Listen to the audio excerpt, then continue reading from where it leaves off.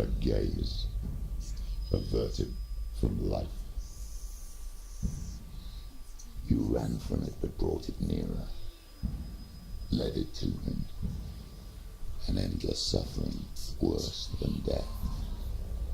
Alright, it's Zach from Crypt Points here, and today I want to talk to you about Hellblade Senua Sacrifice in VR.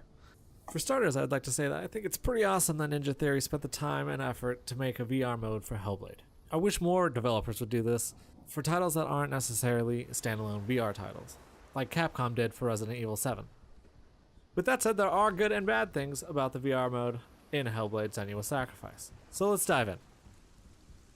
Starting with the standard version of Hellblade in VR, yes, there are more than one version of Hellblade that you can play in VR, but we'll talk more about that later.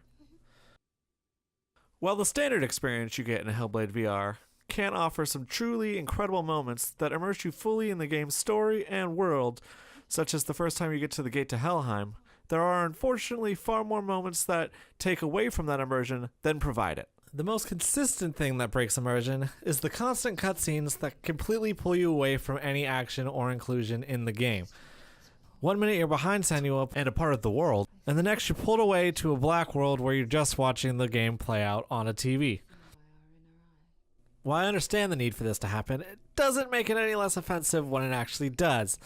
And each time that it does happen, it really takes away from the gameplay and the experience as a whole. I also experienced far more glitches in the VR version than the standard version that would essentially end any gameplay session I was having. Sometimes I would just fall through the center of the earth, and other times the game would just crash and I wouldn't be able to move out of a cutscene.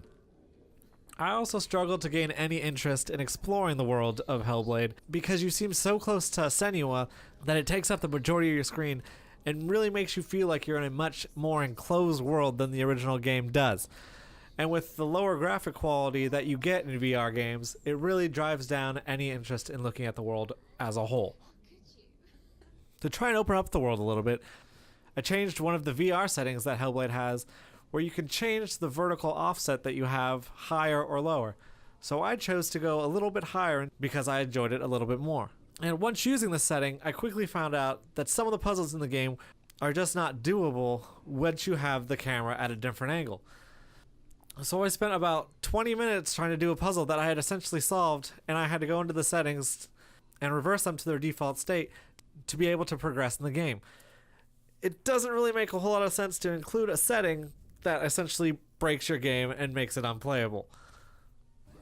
Now that we got through the tirade of things I don't like about Hellblade in VR, let's talk about how the game can be really good. First off, we're going to ditch the standard VR version. It's not as good as the original game and really doesn't add anything that makes it worthwhile to play. So we're going to immediately go into the VR settings, scroll all the way down, go to experimental, and switch the game to tabletop.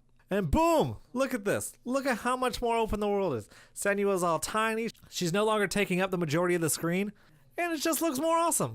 The world in Hellblade just looks so much more open and more appealing, in my opinion, when you switch the game to tabletop mode. I just felt much more interested in exploring the world and trying to find all the collectibles the game has, like the runes, than I did when I was playing the standard VR version, or even the original version, which also suffers from having Senua take up the majority of the screen. And the world just felt more inviting and interesting to me from the tabletop perspective.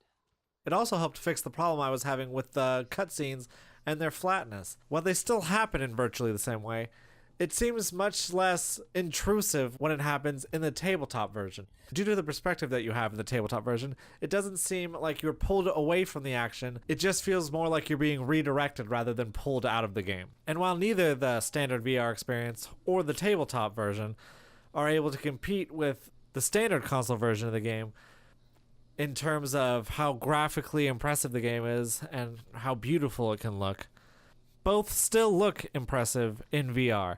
While I do think the tabletop version looks much more impressive than the standard VR version, the standard VR version is still very impressive for a VR game graphically.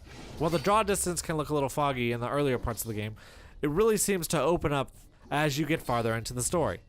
Something I was worried about when playing the tabletop version was that the problems I faced using the vertical offset feature with not being able to complete puzzles would once again rear their ugly head in the tabletop version.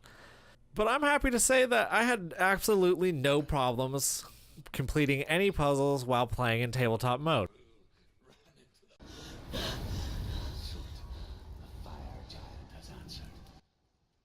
So in summary, I think if you've played the original Hellblade and you really enjoyed it, then you'll like the VR version. While I still think the standard VR version is lacking and doesn't quite match up to the non-VR version of the game, the tabletop version really feels like it's introducing something new to the game and interested me enough to play through the game at least one more time. And with that, I'm Zach from Crypt Points. See you next time!